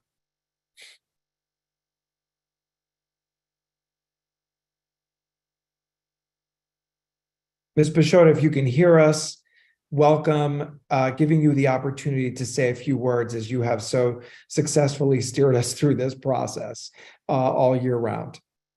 There we go. Good evening, everyone. It's a pleasure to be here. Susan and her team have done an amazing job over the course of the past year. I think we've learned a lot about how Maplewood became the Maplewood that it is today, and what we want to do in order to make Maplewood even stronger and better for all of us who live, work, and play here. So I'm absolutely delighted with how the process has unfolded, and excited to read the full plan when it's available, and ultimately get the last of the community feedback at the planning board meeting. As I think was mentioned earlier, that's going to be on Tuesday, June 13th at 7:30. That will be a virtual meeting. There will be ample opportunity for community comments at that. And then, as Susan already mentioned, additional, if people have additional comments, they can email them. And the email address is on the township website. But ultimately, the goal is to adopt the new master plan at the July meeting, and I don't have that date handy, but at our July meeting, which will be on the second Tuesday of July. And then going forward, the planning board, the zoning board, the township committee will all work to implement the recommendations to make our community even more of what we love about it. Thank you, and well said. We have a lot of work to do, don't we? To better represent our community and to make us stronger going forward. Okay, this brings us then to public comment period for agenda items only. And I'm going to turn it over to Mr. Waltz, who's going to walk us through public comment. Mr. Waltz, Sorry. Go ahead, Mr. Waltz. Good evening, Mayor and Township Committee. We will now begin our first public comment portion of the meeting on agenda items only. If any meeting attendee would like to address the Township Committee, please use the raise your hand function. We will convert you over to a panelist and allow you 3 minutes to speak. Would anybody like to address the Township Committee at this time?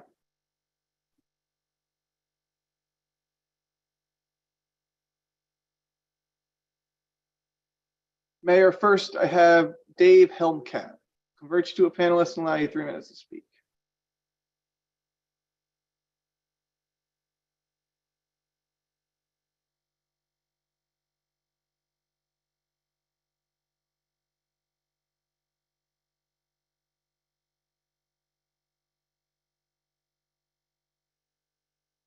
Mr. Helmcat, you're muted. Yeah, we see you, but we can't hear you. Yeah, I wanted to offer just kudos to the whole team and to Susan and her team. Great research, great engagement, great vetting, great synthesis, and really complete. I've gone to several of the meetings and I thought they were all great. Just one question maybe for Karen and Susan. Guidance to the public. Should they be relying on the presentation to base comments on, or should they be doing a deep dive in the document, which seems pretty formidable for the average citizen? It is a good question, Dave. So the full plan will be available, but I was remiss. We did talk at the last steering committee meeting about extracting like the action plan at the end, which is sort of serves as a bit of an executive summary of all of the recommendations. So if someone wanted to just kind of get a sense of what the full recommendations are, they could go there. If they wanted to do a deeper dive and read the whole thing, that's more than welcome as well. But yeah, we're going to try to give them something that's a little bit of a Cliff Notes version. And that'll be at the end of the document itself? Or yes. Where will it? Okay. It'll be the last chapter of the document, but we can also have it be a standalone, smaller PDF Right. people can download. Okay. Yeah, that sounds good. That's a really good question. Thank you, Dave. And I think what we said in the steering committee is that we, as soon as Susan has the opportunity to put everything together, we're going to circulate that sometime at the end of this month, early next month, pretty widely so that people can see it and have an opportunity to have more substance rather than just, the presentation. Right. Okay. Thank you. Thank you. And I see next up we have our Essex County liaison, Valentina Richardson Green. Sorry, Ms. Green, if I saw you earlier, I would have had you go first, but could we bring over Ms. Green, please? Coming over now, Mayor. Thank you.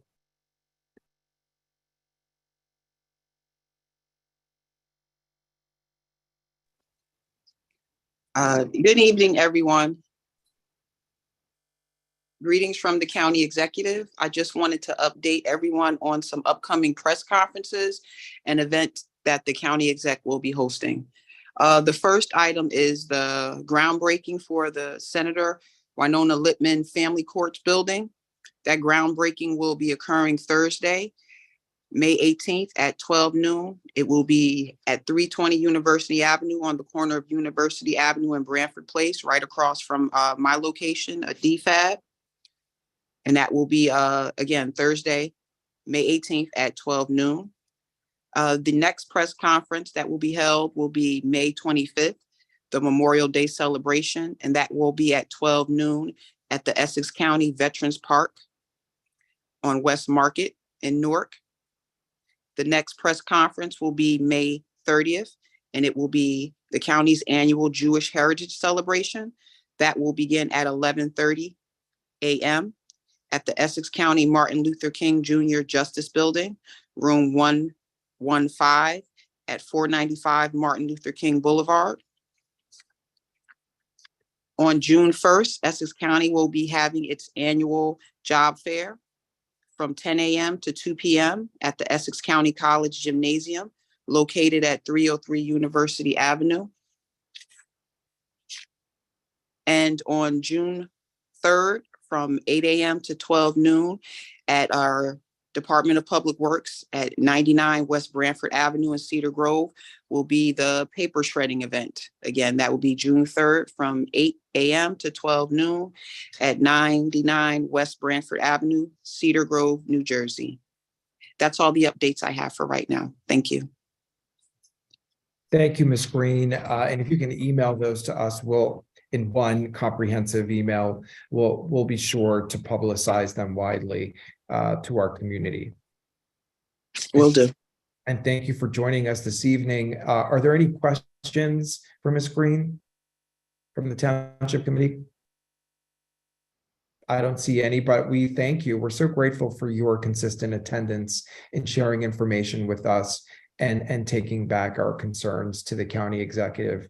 Really, really appreciate and very grateful for that. Thank you. Thank you. Any other public comments? Mr. Waltz? I see no one, Mayor. I see no one either. Thank you, Mr. Waltz. Seeing none, we will close the public comment period and we'll move forward. The next item is administrative reports, and we'll begin with our new administrator, Administrator Wary. Thank you, Mayor. Just one report. The assistant administrator hiring process is moving along. The application period is closed, and I'm happy to report that we received a number of great applications, which is not surprising, but encouraging. So look forward to meeting with some of those applicants in the coming weeks. Terrific. Thank you for your report. Are there any questions for Mr. Wary from the Township Committee or others? Okay, we'll move over to Township Attorney Desiderio. Thank you, Mayor. I just have one item. As Mr. Wary has joined us now for several weeks, I think it would be appropriate for you to consider having Mr. Wary appointed as the appropriate authority for our police department pursuant to New Jersey statutes.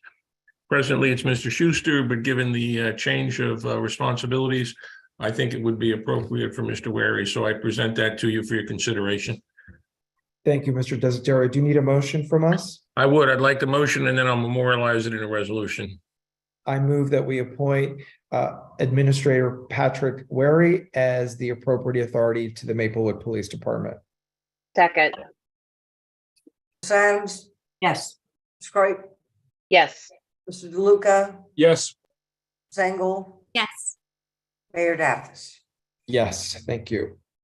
That's all I have, Mayor. Okay. Any questions for Mr. Desiderio or issues to bring to his attention? Okay, seeing none, we'll move over to our Township Clerk, Ms. Fritzen. Thank you, Mayor. So I just wanted to start off by reporting that the office of the Township Clerk was open until 9:00 p.m. for voter registration. So we made that available for Maplewood residents. Tonight at 9 p.m. is the last time to register to vote to be eligible to vote in the primary election on Tuesday, June 6th. I'd also like to report that plans are moving along for our Memorial Day parade and ceremony here in the township. And we have several organizations, groups, lots of youth groups that want to march in the parade. And I will just say that more information will go up on the website with the exact times and locations. But the parade kicks off promptly at 9 a.m. and concludes at the municipal building, the Jerry Ryan Plaza, at 10 a.m. for a ceremony for our veterans. So, more information followed, but I would say all of the pieces are moving along and we have our program put together with the participants that we hope to have. Again, as I mentioned, primary election day will be something we'll be working on next, Tuesday, June 6th. And, for the last month or so, 6 weeks, we've had information on the township website for all things related to voting. We have been juggling 5 filming activities in the last week, as you know.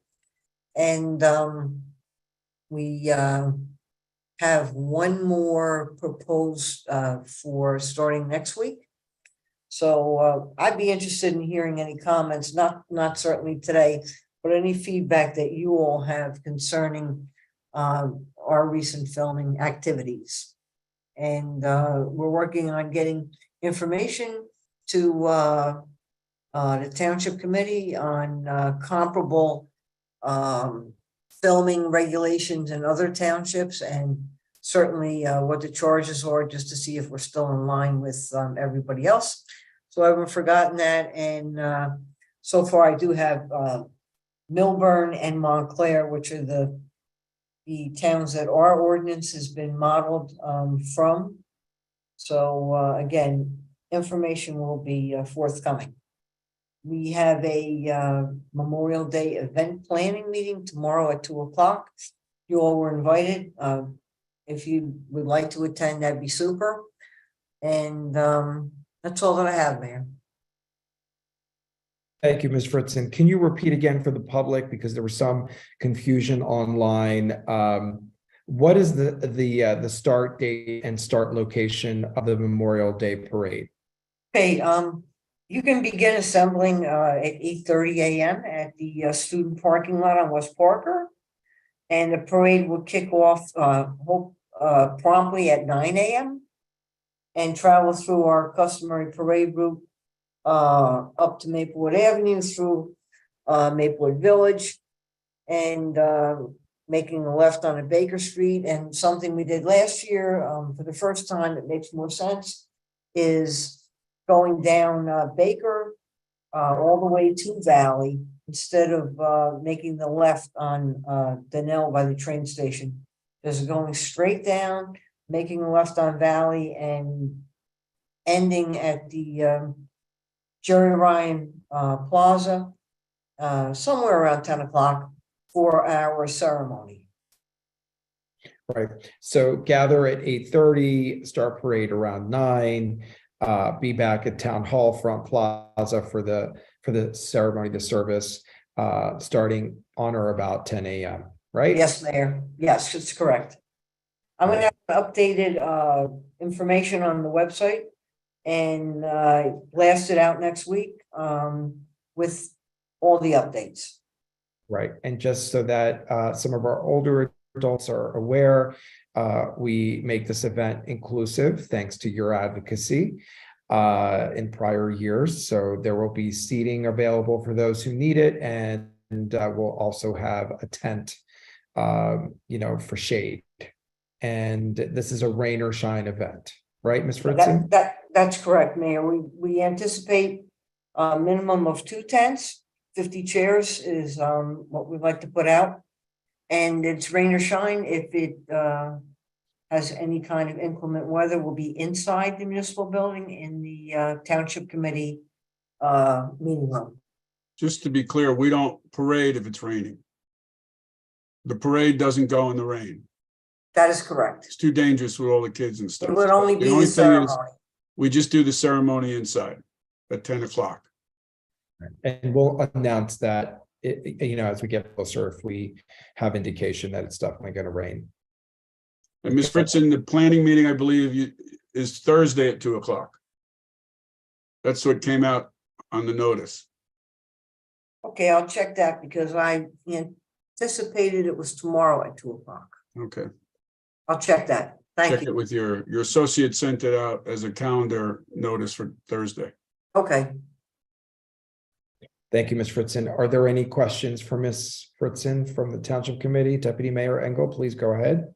I have one quick question about the AEDs that are being purchased that are on the consent agenda. I heard you might know about that, Ms. Fritzen. Do you know if those are going to be placed near the athletic fields? Because I did hear from some members of the public that were interested in having access to AEDs near our athletic fields. So I didn't know if you knew. I believe that purchase does include the athletic fields as well as some of our township buildings where they had to be replaced. Thank you. Any other questions for Ms. Fritzen? Ms. Fritzen, is that the end of your report? Yes, it is, Mayor. Thank you. Wonderful. Thank you very much. Reports from elected officials. We'll begin with Committee Member DeLuca. Thank you, Mayor. I got 6 items, try to go quick. Springfield Avenue Partnership is having Nobody Beats the Fizz. It's a sparkling wine, hard seltzer, and fizzy drink night. It's June 1st, Thursday, June 1st from 6:30 to 9:30, and it's in the parking lot of the Wine Barrel on Springfield Avenue. Unfortunately, at the same time, or roughly the same time, the Hilton Neighborhood Association is having its annual meeting at the gazebo with the Maplewood Community Band, the Swing Band, and it is a dedication to Jim Buchanan that evening. So it's also the 28th anniversary of the Hilton Neighborhood Association. So that starts at 7. So some of us will be jockeying back and forth to the 2 events. A quick report from the Engineering, Public Works and Planning Committee. We talked about DeHart Park. We talk about it every month when we meet, we talk about it. Wanted to give you an update. You know, we've been doing some sand. We put a lot of sand on the park. We've been managing the irrigation system better. We've done overseeding of grass seed. The director feels that there has been an improvement to the park. We've heard some continuing concerns of the condition of the park. I happened to look at it Saturday, and it's still, there's a lot to be desired. We did ask the director to work with Mr. Weary in bringing in an independent expert to evaluate the park, the current condition, and to give us suggestions about how to move forward. There was some concern about the previous consultant that we used, so we thought just to get a fresh pair of eyes on the park and really give us a sense of how we can move forward with that. I also want to let you know that on May 10th, we received bids for 2 projects we've been waiting for a while. One is our EV, electric vehicle charging stations, 5 sites around town. We received some very good pricing, and we'll be hopefully on June 6th approving that contract and moving forward with that work. Additionally, we got pricing for traffic calming. This is the first year where we bundled a number of projects together, including the 4-way stop at Jefferson and Maple, and the intersection of Springfield, Burnett, and Tuscan Road. So that also came in, and hopefully we'll be awarding that bid on the 6th. Shortly after that, we'll do construction meetings, pre-construction meetings rather, and then work will start. So June will be a busy month on these 2 projects. The library update, we have a resolution on 159-23. And unfortunately, we've been talking about the underground storage tank that we found there. This tank was decommissioned by the town back in the early 1990s. Luckily, none of us were there at the time. We now are going to be removing the tank just to make sure that it was properly decommissioned at the time. So that will happen, but we also found some hot spots, and we have to do some additional testing. So the resolution tonight is to engage Matrix Engineering, which is our environmental consultant, to do additional testing in the back of the library site around the building, and also within a short distance of the underground storage tank. So we'll continue to deal with those environmental legacy issues at the library. It gives you a reinforcement as we think about our own challenges of environmental remediation, that we've got to do the right thing because the future township committee gets stuck with mistakes that get made years ago. Happy to report that our emergency operations plan was finalized. We have it sent to the county, and we will make the June 10th deadline with the state. I want to thank all the department heads for their work, and also Detective Delias, who worked with me in coordinating this. And lastly, at Saturday's Adult Senior Health Fair, I spoke to a resident who informed me that a number of, some amount of landscapers have decided not to work in Maplewood any longer with our band. And there are some seniors and others who are having problems trying to figure out who to hire because they don't know who continues to work here. So I guess the question I have is for Mr. Desiderio, Mr. Weary. I believe we have a list of landscapers at DPW that register with us. And if we could just put that on the website, not to endorse anyone, but just to let folks know which landscapers are available in case they want to call them. Any issue with that? None from my perspective, not at all. Okay, so Mr. Weary, could you make that happen? Will do. Okay. Thank you. And that's it, Mayor. Thank you, Mr. DeLuca, and thank you for your great work on the emergency operations plan. That was a very heavy lift, and we got through it, and we did it on deadline. And just for the record, I have asked that we put out a list of registered landscapers on our website. I think community development was taking on that charge, but Mr. Wary can look into that and make sure that it happens. I asked us to do this a couple of weeks ago at least, because I too. Mayor, I just was told it's on the website. So whoever you told did what they were told. Excellent, excellent, excellent. Okay. It always And was on the website before. I'm surprised it wasn't there. Well, you know what else? It might be a good thing if we could have a printed copy, because some of the seniors probably don't have access to the internet as often. So if we had a printed copy that people could pick up, and I would say at town hall, it's a little easier than DPW. Town hall. Possibly even the library. Yeah. Yeah. Just all three. Will do. Okay. Thank you. Yeah, I would just say there's, according to code, there are over 100 landscapers who are registered in town. So. Well, Mr. Weary, you're very good in your job. You got it up already. Happy to do so. I think the kudos go to community development because they were asked to do it. I think Ms. De Palma did what you asked. Exactly. And we're so happy for that. Okay, committee member Adams. Okay. Okay, I'm gonna be, oops, I'm sorry. Do I have my grandson up there? Sorry. Not sorry. Sorry, not sorry. Is this cute? So I just wanted to mention that this Sunday from 1 to 4 at Durand Hedden is the Obadiah Hedden's farm. So you can go visit there, and they'll have you can learn about what life was like back in the area of the Durand Hedden house 200 plus years ago.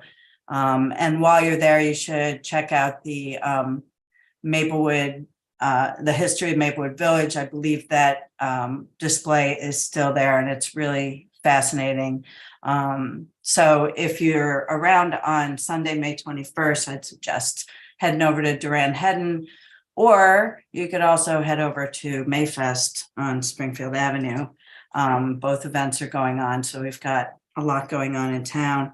And the SMS that we've been trying to get since over a year ago, trying to get the SMS system going so that we don't have to use the Nixle alerts for non-emergency notifications to residents. So this is now, Mr. Wary and Mr. Schuster have gotten that successfully up, and there's a place on the website that you can sign up for SMS messaging which is separate and apart from Nixle emergency, road closures or police emergencies.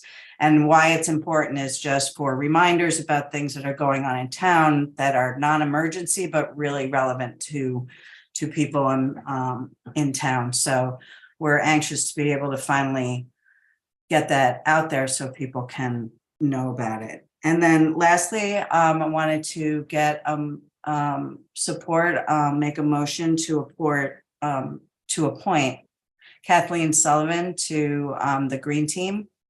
Ms. Sullivan had trouble getting on remotely, and we didn't want to hold up her appointment. She comes to the Green Team meetings pretty regularly, so we asked her to join, which is how a lot of us got appointed to things back in the day. So can I get a second? Second, Ms. Adams, Yes. Wright, Yes. Mr. DeLuca, yes. Ms. Engel, Yes. Mayor Daffis. Yes. Okay, thank you. That's my report. Thank you, Ms. Adams. Any questions for Ms. Adams? Okay, we'll move over to Deputy Mayor Engel. I will just add and mention that Mayfest is on Sunday from 11 to 5 on Springfield Avenue. Live music, lots of vendors, one of my favorite events in Maplewood. So I hope everyone attends. And then my other thing just to mention is that you'll be seeing some happenings in the village by the ice cream benches, as some of us lovingly refer to it. We are beautifying that area. The work, I believe, is starting in June. So if you see some people working over there, that's what it is. We're going to be adding benches and more greenery and just make it a nice place to sit and enjoy ice cream, as well as other food and treats and community. Thank you. And that's the MBA doing it, Maplewood Village Alliance, as part of their beautification committee. That's it. Thank you. Thank you. Any questions for the Deputy Mayor? I have one question, Deputy Mayor, and you may not know the answer, and that's fine. You can say so. Has there been any movement in terms of building the field committee that we've been talking about putting together? There's been a little movement in that I am trying to gather the contact information for the users of the fields that are included on our resolution. I don't have all the information. So if anybody out there is listening and has lists or contact information, I have been contacting people that I know to kind of gather that information. And I believe it might be on our website now for people to apply, but I'm not 100% sure. So I will check with Mr. Schuster to make sure that that is a choice for people to start applying for the at-large positions. Wonderful. Thank you for the update. I'm glad I asked. And Mr. Wary, you heard that. If you want to follow up on that tomorrow to make sure it's on the website and accessible to folks. And thanks to Ms. Adams for the CMS update. I didn't know that that is ready to go. I want to sign up right after the meeting myself, and I'll do whatever I can to push it out there to folks. I think it's a great option to have. Yeah, Mayor, I think we were going to use the Nixle one last time for to get that message out, so that Mr. Wary, maybe you could work with the Chief Sally. He knows that this is coming. So the SMS text messaging sign up is separate from the Nixle, but he was going to put out a Nixle alert with a link to go sign up on it. So either you or Mr. Schuster. We'll make sure it happens. Thank you. Terrific. Thank you. Committee Member Cripe. Thank you, Mayor. One quick suggestion, however, with that whole listing, could we make a QR code and make it available around town? I just find that a lot of people are struggling with the whole internet accessibility, and if they have their phone, they click it and just go. So just for expediency and clarity, if they could just do that quickly, because I'm team easy. Pretty much everybody covered everything that I was going to report on, but I do want to offer two big congratulations and thank yous. One to the members of the Department of Public Works, in particular our head engineer, Paul Kittner, Scott Remnen, one of our engineers, and Ryan Margano from GPI, who came through Jacoby Street. I know one of the problems and concerns that we had in the community was feeling as if parts of town were held in higher esteem than others. And the trio of them walked the neighborhood a few weeks ago with members of the neighborhood and pointed out things that could fix, things that could be improved, and just overall listen. So I want to offer a big thank you and to the Department of Public Works and the engineering department for putting the ideas around diversity, equity, inclusion in practice and stepping forward and doing something that did not start as a very smiley meeting, but ended up very collegial at the end. And then secondly, to the members of the Rec Advisory Committee who have been working hard to try to figure out ways in which we can change the messaging around the usage of our parks. In particular, our meeting, hopefully tomorrow, we will be discussing signage, in particular for reminding our residents to please keep your dogs on the leash, particularly now that we're going into field season, where a lot more kids are going to be running around and using those fields. We don't want to risk anyone being injured by having an accidental bite, exposure to a pet and be allergic to. And also that our cannabis use is legal, but our public parks are not the place for it. So please, those of you who have been smoking in and around our parks, particularly DeHart, which is heavily used by your children and seniors, that is not the place for you to get your smoke on. Please take it home. That's it, Mayor. Thank you, Ms. Cripen. We do have an ordinance in place that prohibits such smoking of any product, including cannabis, in our public spaces, our streets, our sidewalks, and certainly our parks and our fields. So, we will definitely speak to our chief of police to ensure enforcement of that law. But yeah, it's a good public service opportunity to remind people of that. Even though it's a legal product, use it at home and use it in your backyard. Be mindful of your neighbor, but you're not allowed to use it in public spaces. So that is a local ordinance, and I'm glad that we have that. Any questions for committee member Craig? None. Okay, that's because she covered everything so well. And a lot of things have been covered. I only have a couple of things here. I want to alert the public. I was sharing this earlier in social media today. That Congresswoman Cheryl, her office is hosting mobile casework office hours, and they're in Maplewood tomorrow between 12 and 2 p.m. in our conference room here at Town Hall. This is for constituent concerns that relate to federal agency intervention. So Social Security, Medicare, passport renewal, VA benefits, those kinds of things. It's not for all constituent services, but folks are welcome to come here. There'll be a couple of members from Congresswoman Cheryl's office here to greet you between 12 and 2 and to assist. And we're going to be doing this again. And we're really grateful to the Congresswoman for providing this mobile opportunity to engage further with the community. So public service is all about community engagement. The east branch of the Rahway River charrette is scheduled now officially for May 23rd and 24th. This is not open to the public. This is an opportunity. It's being hosted by the Army Corps of Engineers and New Jersey DEP, open to the municipalities that have the Rahway running through them and have flooding and infrastructure concerns and issues. Certainly in Maplewood, we have that. It's open to township officials, engineers, OEM coordinators, and so on and so forth to present our case about improvements that we need. And then somewhere down the road, all of that information is going to be compiled from each municipality and a study done and solutions presented. And that's not going to come to fruition until late in 2026 is what I understand, but we will be representing Maplewood very strongly at the charrette.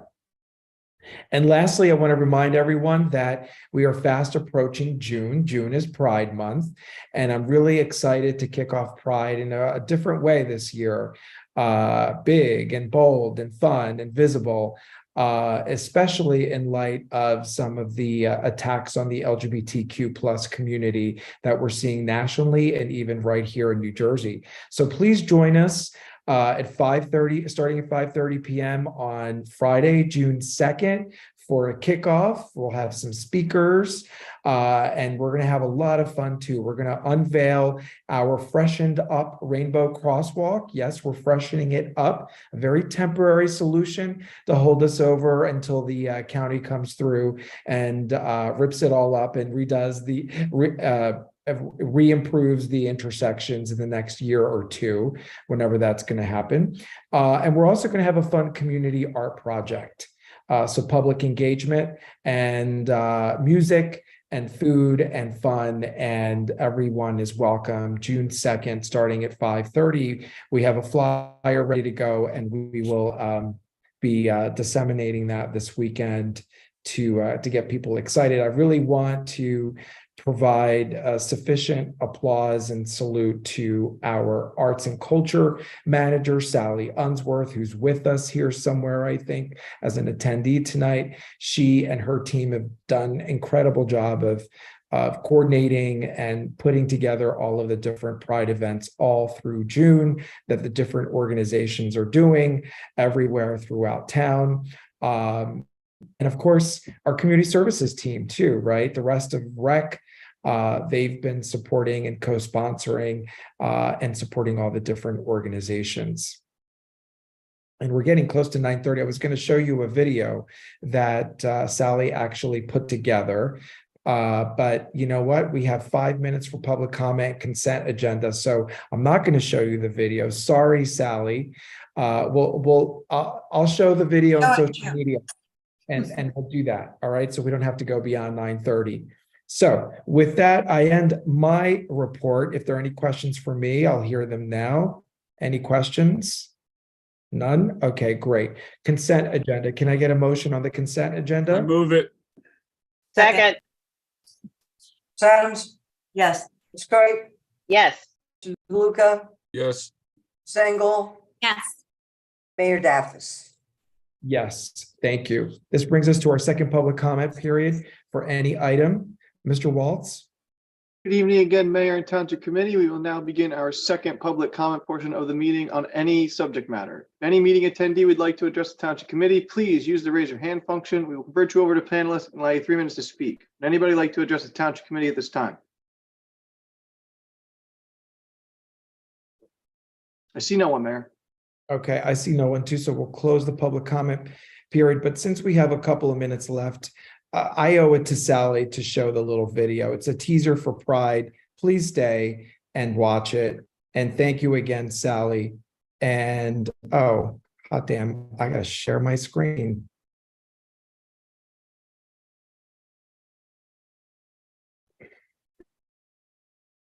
Come on, Dean. You've done this how many times now?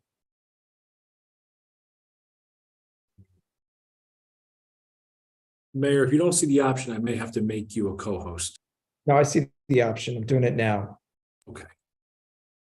All right. Sharing. Here we go. Can you see this? Yes. Here it is.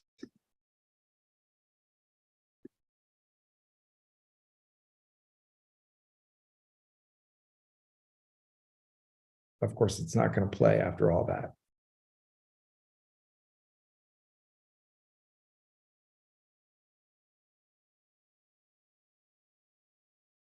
Oh, well, it's not playing. All right. Like I said, you'll get a chance to see it. Also, Mayor Greg or Mr. Schuster's been putting stuff up on our Maplewood Facebook page, so that's one Yep. place to go to. Yep, I'll put it there. It's all good. And again, I apologize to Sally Unsworth for putting this together, and I'm not able to share it tonight. Anyway, so with that, I'll move that we adjourn. Second. Yes. Ms. Fritzon's muted. I know. Ms. Curry, Yes. DeLuca, Yes. Sengel, Yes. Mayor Daffis. Yes, and thank you everyone for joining us. Please remember, we're back on June 7th. It's a Wednesday night because of the primary election on June 6th. Get out there and vote. Local elections matter. Good night. Good night.